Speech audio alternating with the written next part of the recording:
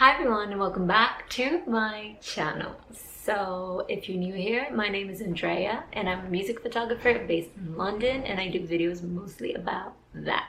A couple things first off. As you can tell, oh my god, as you can tell my voice is not it. Today, I think I'm coming down with a cold, but I really want to power through this video because I'm not gonna have time to film it anytime soon again, so I need to get it done today. I'm so sorry. I also just wanted to say thank you so much for 1,000 subscribers. That's so cool.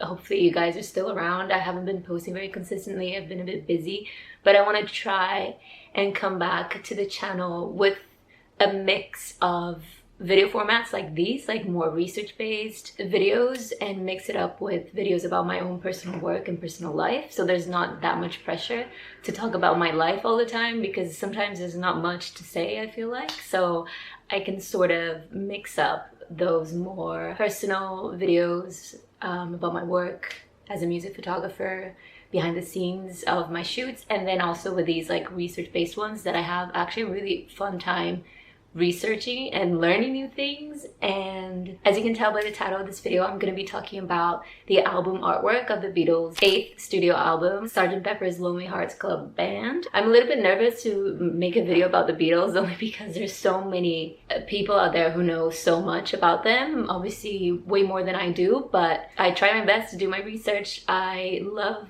this album. I love the artwork of this album. I've loved this artwork for, I think, since I first saw it. It's been one of my favorites. And if you don't know anything about my work, I am a music photographer and I've also worked with album covers. I've made a few album covers as well. When I was younger, I had like a Facebook page where I would make like a mock album cover every week. I've always been into album artwork and this is one of those that really stood out to me. So I wanted to kind of delve into the inspiration behind it, the execution, and how it was made and why things were made a certain way. I think it might be interesting for you guys too if you're also interested in this kind of thing. So bear with me, and all you Beatles fanatics out there, please be nice to me. I'm trying my best, and if I get anything wrong, just let me know. I'll be super happy to correct my mistakes, and if there's anything that I left out, also let me know. I'll be interested to know. So yeah, let's get into it. So the shoot for the album cover was done on March 30th, 1967, and the album was released on May 26th, 1967. So the album cover was shot a month and a half before the album was released, which for me, that seems like a very short amount of time to shoot and edit and compose the design and everything for a cover, especially for a cover of this magnitude for a band this size. But I mean, it worked really well. And this cover, in my opinion, is also drastically different from the ones that they had before. I feel like a lot of their album artwork before this album was way less maximalist. It was more simple. The one that came out just before this one, Revolver, was just a drawing with black ink. It was always quite simple, and this one really stood out from all the rest. Like I said, it was very maximalist and there's a lot to look into and study and find. There's so much information in the image. Also, like at the back, the gatefold, the sleeve. I'm gonna talk about all of that and who worked on what and how these ideas came to be. So I'm just gonna go through the main people that were involved with the creation of the artwork. So we start with Robert Fraser. He was a good friend of Paul McCartney. He was an art dealer. And I believe as soon as Paul McCartney had a rough idea for this artwork, which I'm going to get into in a second, he went to Robert and showed him his ideas and asked him how they could make it happen.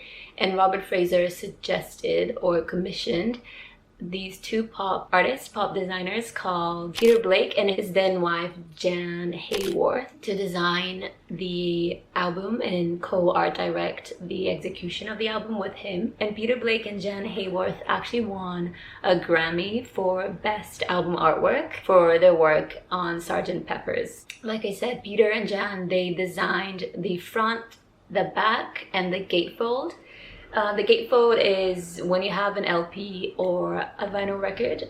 Sometimes they open up. It's not just like one record in the sleeve.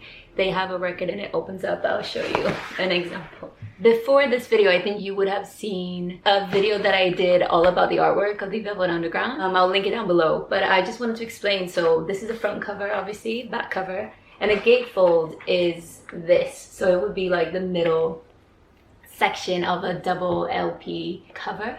So Peter and Jan designed the front, the gatefold, and the back of Sgt. Pepper's.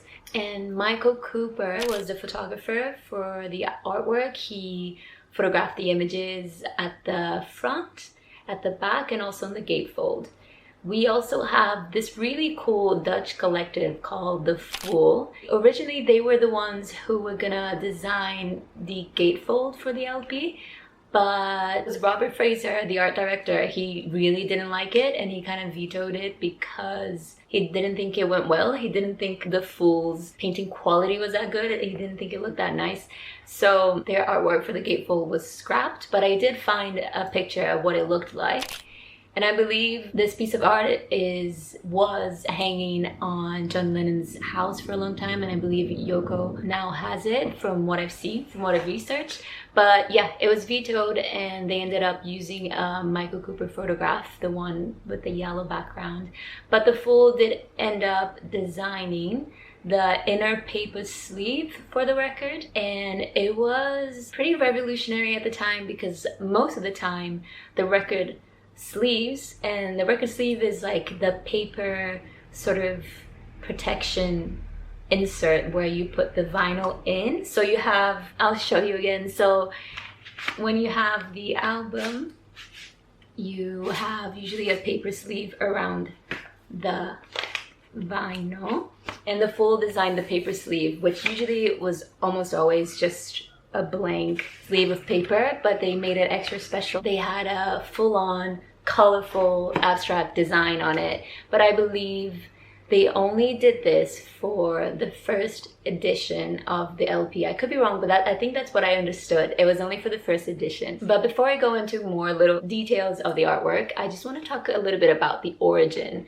of the idea, how the idea for the cover came to be. Where did it come from? What were the inspirations? Who came up with the ideas? So in 1966, Paul McCartney went on a long international overseas trip under a different name, and he wore a disguise. He wore a fake mustache, sunglasses. I believe this was when he went to Africa in 1966, because obviously for the level of fame the Beatles had at the time, it was impossible for them to walk around the street undisturbed or by not being mobbed by people. So he came up with his pretty simple disguise, but it worked when he went to Africa, and he could like walk around and do some work and not be mocked. And obviously that left a big impact on him, because I think it was the first time in a long time when he was able to do that, live life kind of more normally.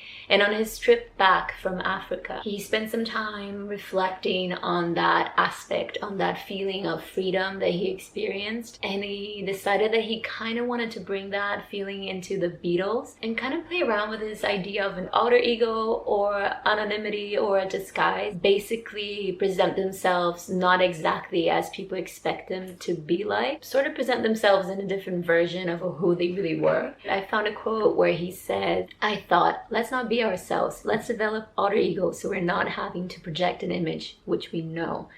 It would be much more free. What would be really interesting would be to actually take on the personas of a different band." And whilst he was on this plane ride, he ordered a meal, and as he was eating it, I believe he was on the plane with one of his roadies at the time, and when he ordered the meal, he was also given little packets labeled S and P, which would be for salt and pepper. And he said that whilst they were eating, his roadie mumbled to him with like a mouthful, and he just said like, "Can you pass me the salt and pepper?" And Paul kind of heard it, and he thought he said Sergeant Pepper at the time, and he really liked the way it sounded, and he thought, okay, this is gonna be the main guy of this fictitious band, this fictitious outer ego that we can maybe use for the Beatles. And he imagined this character being from a past time. He kind of imagined Sgt. Pepper to be from a previous generation, from the Victorian or Edwardian time, and that he was on a military band. So he basically, from just being on the plane, talking with his roadie, it all happened like quite naturally and in such an interesting way. And I guess that's kind of how it works with the creative people. You get inspiration from the most random things, and in this case, the name, at least, I'm not saying the whole album obviously came from a pack of salt and pepper, but at least the initial name, the initial figure that he imagined came from the play on words and sound from a pack of salt and pepper named SNP. And from there he created his persona, Sgt. Pepper, that was in a Victorian or Edwardian military band, and he would be the leader of this fictitious band. So what happened next, like I mentioned previously, Paul brought this idea to a good friend of his, Robert Fraser, that was an art dealer.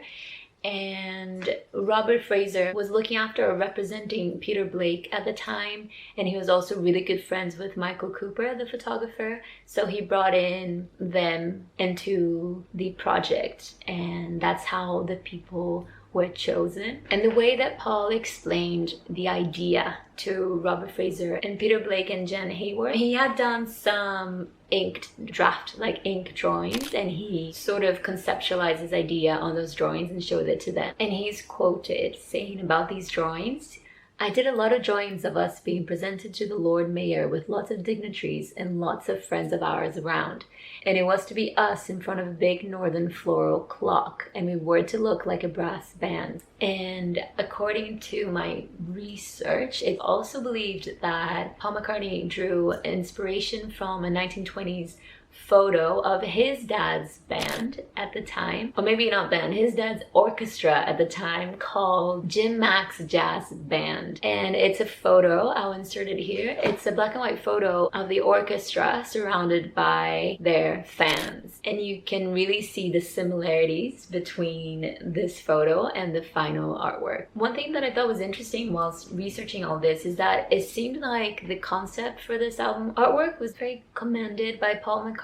I feel like he was the Beatle that had the most influence on this specific artwork. And it's said that this is a time also in the band's career where Paul was trying to assert himself more.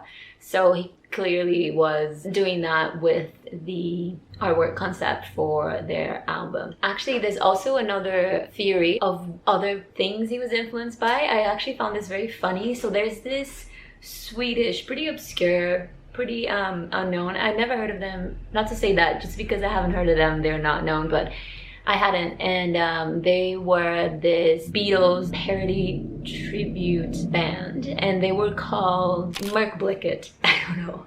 I'm sorry, I can't pronounce it, but basically the Swedish Beatles tribute band released their EP 3 years prior to the release of Sgt. Pepper. And if you look at the artwork, it is eerily and undeniably very, very similar to the final artwork on Sgt. Pepper's.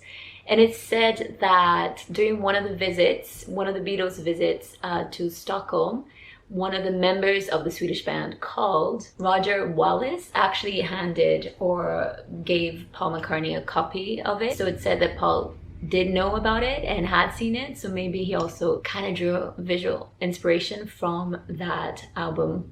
I think it's almost unlikely that he wouldn't. It would be such a big coincidence, but you never know. So those were the three sort of main influences that Paul had that helped him shape and get the final idea for the artwork. So it was that concept of an outer ego, of some sort of anonymity, or of creating a different band that they could sort of disguise themselves into, which was influenced by the feeling of freedom that he felt during that trip that he wore a disguise in Africa.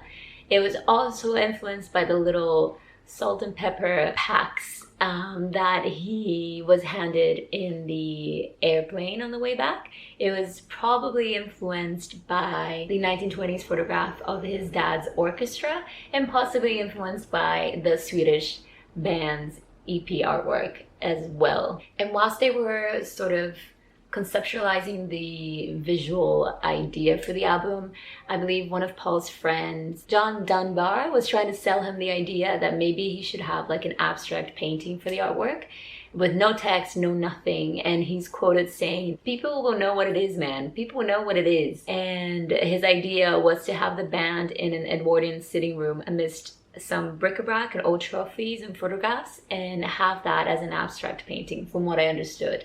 But Paul decided to go with Peter Blake's adaptation of his idea because he thought it would be more appealing conceptually and visually. It had a more inventive and modern approach to it, as well as being influenced by history and the past, because they wanted to include historical people and elements of the past in the mix as well. They wanted to be able to cater visually for the new and the older audiences. And Peter Blake referred to the concept, the idea, as theater design, in which the idea was to create this scenario, this different reality, where this band called Sgt. Pepper's had just played a live concert at a park or somewhere, and then their whole audience came to take a photo with them at the very end, and their whole audience were going to be different figures of the past, or friends of the band, or people that have inspired them,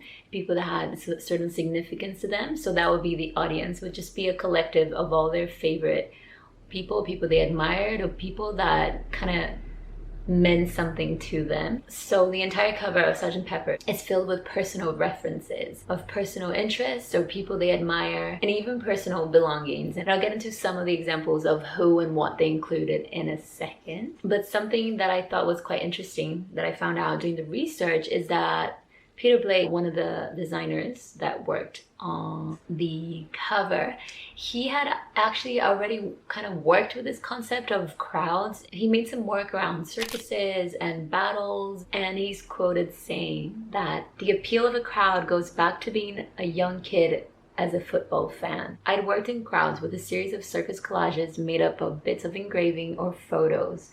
I painted a scene of a battle where there was a balcony at the top and famous people looking over it. The artwork cost around, I think, just above £3,000 to complete, which made it one of the most expensive covers ever at the time. And £3,000 in money back then would be around £50,000, maybe more with inflation. Nowadays, inflation has been crazy lately. So it was a big expense, and it was not very common to spend that much money on album artwork at the time, which a lot of the articles that I read when I was doing my research emphasized a lot on this, on how they spend so much money on artwork. But to be honest, to me, it doesn't sound like it's that much, only because these are the Beatles we're talking about. They were obviously going to sell so many records anyway. Like, I think it's an investment, and I think it's a pretty safe investment, especially when they're using the money to create something so incredible. I mean, I know that's... I mean, what do I know? But to me, it never came as a shock that they spent that much money. But all the articles were like, oh, it was like one of the most expensive ones at the time. I'm like, obviously that makes sense. So I just want to touch a little bit on who and what was featured on the album cover. I believe there's a total of 57 photographs and 9 waxworks in the collage. I think there's around 14 actors, 11 writers, 8 visual artists, 6 comedians, and 4 musicians, more or less. And it is believed that Paul McCartney might have been influenced by Frank Zappa's band, the Mothers of Invention's album called Freak Out, where inside the gatefold they had printed the name of 179 people that have influenced their music to be the way that it was.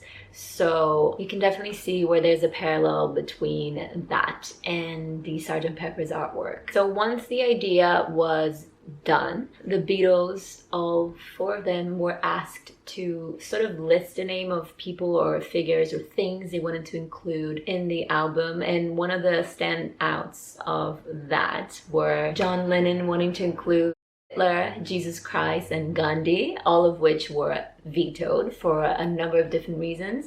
I think mostly cultural reasons, or I think at the time that's when that misconstrued quote of John Lennon saying that the Beatles were larger than God or larger than Jesus. I'm not sure, but I think that idea was kind of going around, and I don't think they really wanted to perpetuate that further. So Jesus Christ was vetoed. It was vetoed for somewhat obvious reasons, and then Gandhi was vetoed because they thought that his inclusion would get in the way of sales in India, and EMI boss Sir Joseph Lockwood cut the idea of Gandhi because of that. But Lennon did manage to include Satanist Aleister Crowley in the cover. So, you know, not everything was vetoed, but... And it's funny, obviously there's so many people that were included in the cover, and a lot of them were alive at the time. Some of them were long dead, but some of them were around, and they had some strange or like strong reactions to being included in the cover. Actress Mae West said, "What would I be doing in a Lonely Hearts Club Band?" Shirley Temple wanted to hear the record before making her decision of allowing her image to be used in the record or not. Leo Gorcey, who starred in the Bowery Boys films, not sure how to pronounce that, but he requested $400 for the use of his likeness, so they also kind of scrapped the idea of having him in the cover. And something that a lot of people have wondered is why they didn't include Elvis Presley on the cover, because they've always been so vocal about their admiration for Elvis, and Elvis has always been a collective hero for the band members. But they said that Elvis was so beyond everyone else that they included on that album cover that they didn't even want to put him in the same place. He was just like too far beyond everyone else, so they didn't want to associate him in that context on the cover. They also asked Madame Tussauds to include their 1964's wax figures in the cover. So there's the 4 of them in wax form behind them. And what's funny is that these same wax figures, they would eventually completely disappear from Madame Tussauds storeroom for about 20 years until they were auctioned off for nearly £82,000 in 2005, which is kind of funny. I mean, was it stolen? I don't know. I mean, nowhere that I read said that it was stolen, but it kind of seems like it was, but allegedly. In the lower bottom half to the left is a ceramic Fukusuke figure that John Lennon bought in Tokyo in 1966, and it is known as a god of fortune and symbolizes good luck and prosperity. It's supposed to bring good luck and prosperity to their owner. Other objects in the cover include a statue from John Lennon's house, a garden gnome, a Sony TV set, a cloth doll, and a hookah. Some of the other people included were... I'm going to actually leave a list of all my sources actually that I used to research. There were some really, really good articles and very informative sources, and I'm going to leave it all in the description. And I'm going to also leave a specific link to an article that goes into every single person and thing featured on the album. There's a list of, I think it's like 90 different things and people, and they go into it one by one in case you want to have a look at that. But to me, the ones that stood out personally were, I'm just gonna read it, Bob Dylan, Aldous Huxley, Marilyn Monroe, William Burroughs, Karl Marx, Edgar Allan Poe, Oscar Wilde, Lewis Carroll from Alice in Wonderland, and Albert Einstein. So a little bit about the execution and what things were like on the day of the shoot. Like I said, it was shot on March 30th, 1967, and it was shot at Michael Cooper's photo studio in London, and I believe he shot all the images, from what I could find, in a Sinar 5x4" camera. I've never heard of it before. I'm gonna see if I can find a picture of it. That sounds interesting. I've never heard of the brand actually. On the night before the shoot, the band spent rehearsing, so they actually arrived around late afternoon to the studio, and the session lasted about 3 hours. Which is quite good, like, to get something so iconic done in 3 hours is incredible. And also, like I'm gonna get into, the final artwork is not a collage in itself. It was actually a set that they built with like real cardboard cutouts standing behind the Beatles. It wasn't just done later. It was a whole set, which actually surprised me. When I saw the cover, it looked so much like a collage, like an actual collage. I thought someone had just found the pictures of these people, cut around it, and then pasted on a piece of paper, and that's how it happened. But no, these things were all real. All these people were real life size cardboards that were actually standing behind them. So they assembled this collage entourage throughout the week prior to the shoot. And the way that they created these images or sourced these images was by shooting pictures from image libraries and then enlarging them to life size 20 by 16 inch paper, and they were then sent to be professionally mounted. And I believe after they were professionally mounted, when they got them back, I think they, from what I understood, I think they hand tinted some of them, and one of the first ones that they tinted was Tyrone Power, and he came off like quite orange. And the reason for that was that they were still trying to figure out the right amount of pigment to use on for certain colors of skin, and that was one of the first ones that they did, and it came off a little bit wrong, but it is what it is. They got better at it as they went, but that's a little fun piece of trivia. Another big part of the artwork was the flower arrangements and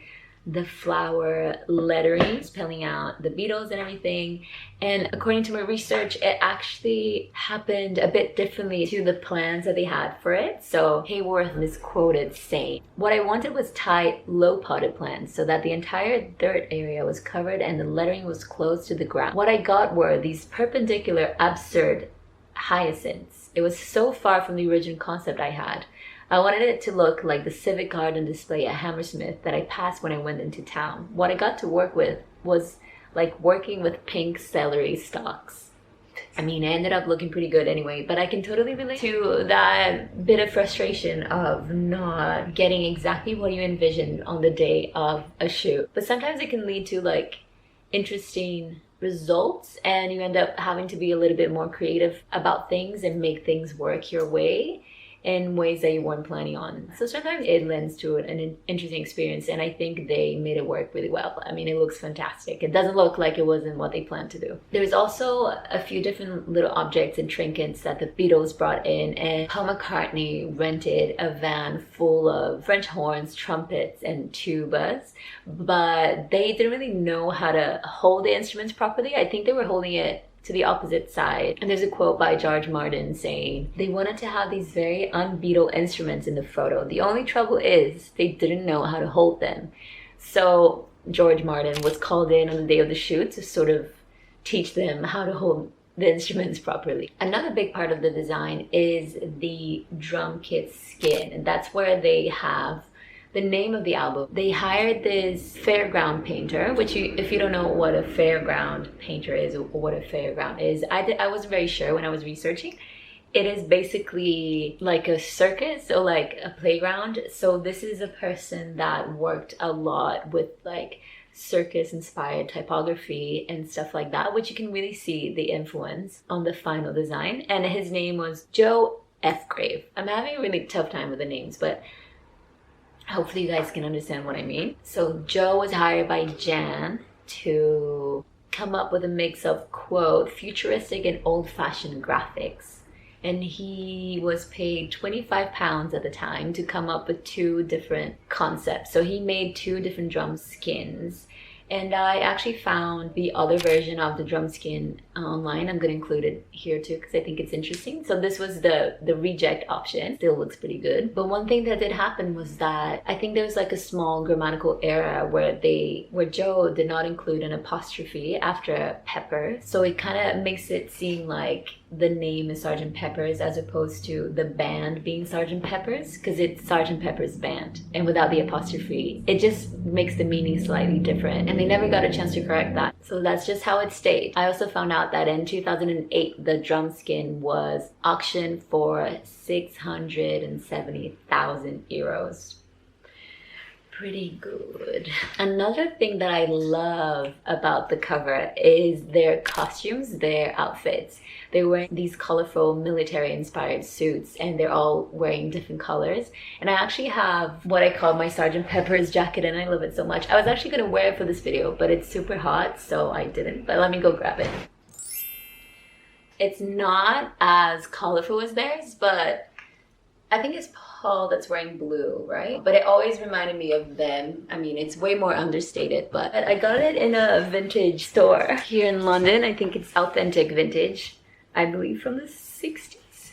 And yeah, it has that Sergeant Pepper's vibe that I love. I'm not gonna button all of them, but...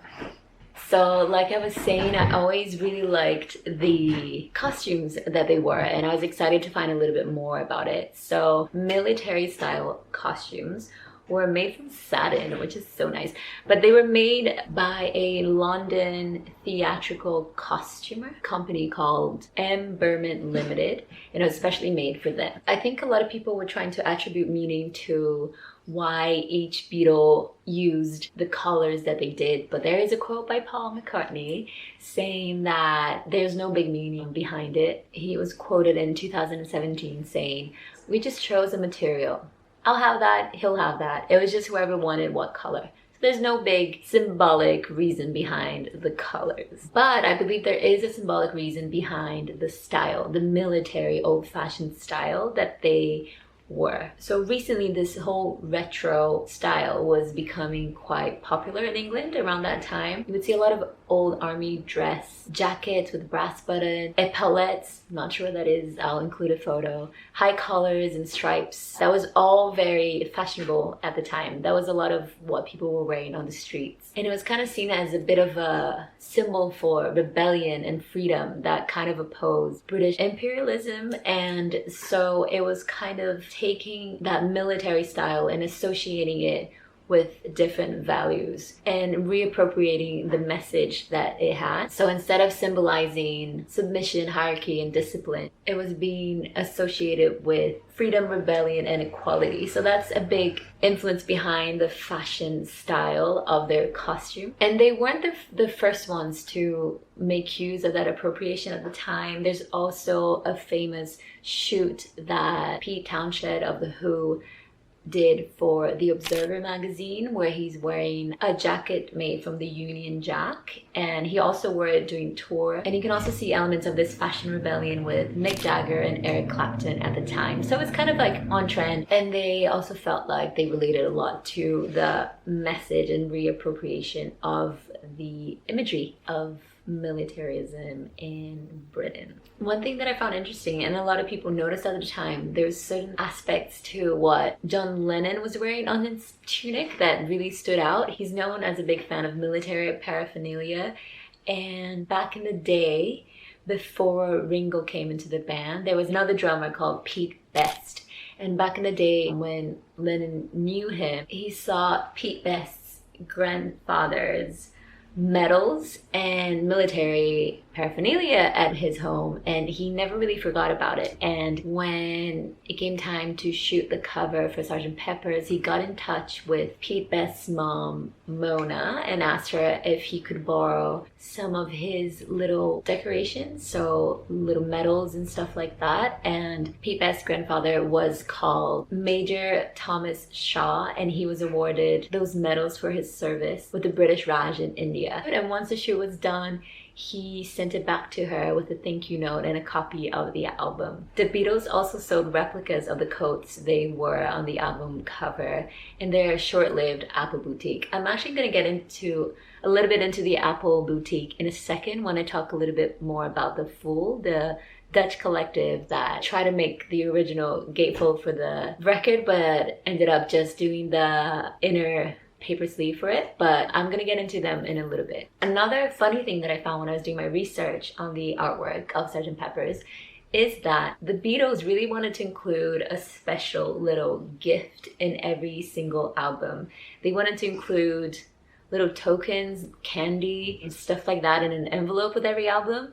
And of course, that is not very manageable for the record labels because it's just hard to produce that in mass and it would be very expensive. This actually reminds me, it's a strong parallel to when the Velvet Underground or Andy Warhol wanted to create every cover, which they did for the first edition of the banana as a peelable banana. It was a sticker that you could peel off and then there would be a pink banana underneath, which was so cool, but obviously not very practical and quite expensive. It had to be adapted. So with the Velvet Underground, they just did it for the first edition. And then with the Beatles, they managed to come up with a compromise. And Peter Blake and Jan Hayworth, they designed this sort of paper cardboard square and that would go in the sleeve. So it would be quite flat and easy to produce and ship and everything. And it was to be a cardboard full of little cutouts. So the cardboard cutout included a postcard-sized portrait of Sgt. Pepper's based on a statue that John Lennon had at his house. That's also featured on the front cover. A fake mustache, 2 sets of sergeant stripes, and 2 label badges, and a Stedham cutout of the Beatles in their uniforms. So it was actually quite fun. And they wanted to do this because they wanted to sort of create this interaction between the band and the listener. The band's sort of hippie-inspired haircut and facial hair was supposed to blend with their military outfits in a way to bridge past, present, and future. And Paul McCartney is quoted saying, "We wanted the whole of Pepper to be so that you could look at the front cover for years." And honestly, I think they achieved it. Honestly, it's one of like the most interesting album covers that I've seen ever. From my understanding, I could be wrong, but I think the cardboard cutouts were only available and also in the first edition of the record. It's pretty rare and valuable. And actually the original cardboard cutout was auctioned in 2012 for £88,000. But honestly, I loved that they wanted to include this extra little gift for their fans. It's so nice. I love when artists include extra little trinkets and little bits in their releases, whether it be a poster or some stickers or any sort of like collectible. So I really appreciate the fact that the Beatles really wanted to do that. And they even had big, generous ideas, but it had to be sort of compromised down into something that was more doable for the record company. And not only because of cost, but also due to manufacturing. It would be very hard to manufacture mass individual little envelopes with candy and stuff like that. So they did have a compromise. And it is a shame that it only lasted for the first edition, but at least it did happen and it is a special little bit of information that I didn't know about. So like I mentioned previously, the inner paper sleeve where you actually put that you use to protect the vinyl record before it goes into the artwork. So the paper sleeve protecting the record was designed by the Dutch collective The Fool. And I am going to go on a little bit of a tangent here about them just because I think they're so interesting. And honestly, this could be a video in itself. Let me know if you'd like to see one. I had never heard of them before and I find them really interesting. And they did have sort of like a long collaborative relationship with the Beatles. They did a bunch of different things for them and I just want to kind of touch on them just because it looks so cool and it was so interesting. So like I said, they were the ones who designed the inner paper sleeve for Sgt. Pepper's artwork. And they also attempted to design or were commissioned to design the gatefold image for the record, but then it was vetoed and they used Michael Cooper's image instead. But a little bit more about them. The Fool were a Dutch art collective that had a really big influence in the London psychedelic scene between 1967 and 1968. And although they're mostly known for their collaborations and their work for the Beatles, they also designed clothes and album covers for Cream, The Move, and Incredible String Band. And the Beatles were a massive fan of The Fool's work. I was trying to find out how they first discovered The Fool's work, and from what I found, this is how it happened. They originally came to contact with The Fool through some illustrations that The Fool made for the Savile Theatre, which was owned by Brian Epstein, the Beatles manager. As soon as they saw the artwork, they went straight to The Fool's household, and as soon as they went in, they were completely amazed by all the psychedelic artwork that they had in their home. And they were soon after commissioned to paint John Lennon's piano, and George Harrison's fireplace in his house in Esher. The Fool also ended up designing a lot of clothes for the Beatles throughout 1967. I actually thought that they were the ones who designed the military outfits for Sgt. Pepper's, just because they were so strong. They were working together so much during that time. Like, for example, the psychedelic tunics, they were for the recording of All You Need Is Love. And they also designed the clothes that they wore on the I Am the Walrus clip in Magic Mystery Tour. Patty Boyd, George Harrison's wife at the time, also did a lot of modeling for The Fool with her sister Jenny. They were also big fans of their clothes.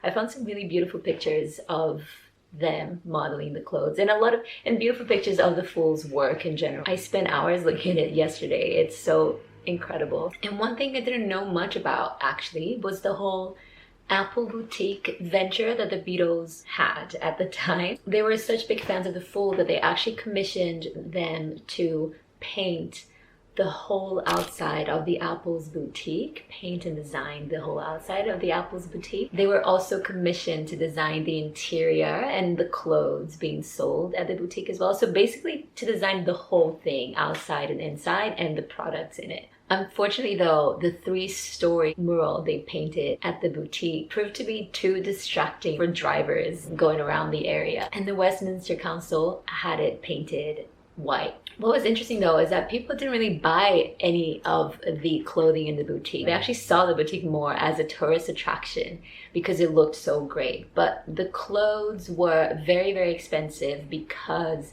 the Fool spared no expense in creating their art pieces. They wanted to create what they wanted to create, and they weren't very business oriented. So the boutique actually closed quite soon after it was opened. They weren't making a lot of money. They were in fact losing a lot of money. And although the art pieces were beautiful, it was just not commercially viable. So it was only open for about 7 months, and it lost around £100,000 at the time. But after its closure, to maintain the hippie spirit, the Beatles actually donated all of the clothes, everything in the shop, to the people that came to the store on the last day. They didn't sell anything on discounts. They had no sales. They just donated everything. And they thought that that was a really nice ending to the whole thing. Even though it was a commercial failure, I think artistically and culturally it was super relevant and very interesting to look into. Anyway, now to conclude, the back cover. So the back cover was quite culturally relevant as well, because I think it was the first time that the lyrics of the album, the full lyrics, were printed on the back cover, and the fans, the people who bought the record, didn't have to open it to read the lyrics. It was all on the back. And what is funny is that this ended up helping spark the rumors, the Paul is dead conspiracy and rumors, because if you look closely, the back cover features Paul facing his back to the camera. And if you look closely, just on his head, you can see the words "without you" written on it. And that's from one of the song lyrics that's printed on it, but it says like right on top of it, "without you." And fans alleged that there were loads of subtle hints throughout the whole artwork of the album that pointed to the fact that Paul might be dead, including, like I said, the "without you" on top of him, the fact that he's facing backward, the guitar flower arrangements, and also this like badge that he's wearing of one of the photos reading OPD, which is said to be the equivalent of dead on arrival in the UK. But in fact, that was actually a badge that Paul bought when he went to Canada, and it actually stands for Ontario Provincial Police, and the fans mistook the P for the D. So there was no big conspiracy. It was just a bunch of different coincidences, but it's interesting how the artwork sort of helped fuel that conspiracy. And yeah, I think that's all I have for this video, for the research that I found on the design of this album. I hope you guys enjoyed it. Like I said, I did a similar video on the Velvet Underground artwork, but on that video I went through all the 5 albums and all of the artwork. For this one, I only went into Sgt. Pepper's artwork because there was a lot to say about it. And yeah, thank you so much for watching. Please let me know what other videos you'd like to see next, what you thought of this video. Let me know if I missed anything, if I got anything wrong in the comments down below, and I hope to see you back very soon on my channel.